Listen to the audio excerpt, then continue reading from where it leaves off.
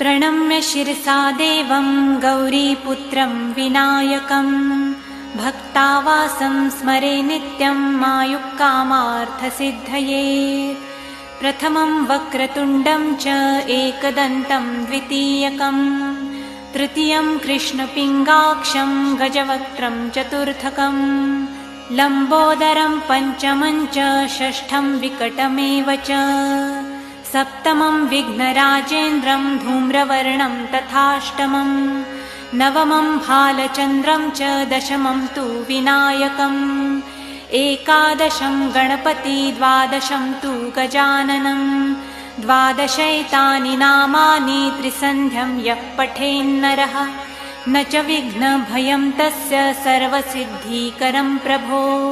विद्यार्थी लभते विद्यां धनार्थी लभते धनं पुत्रार्थी लभते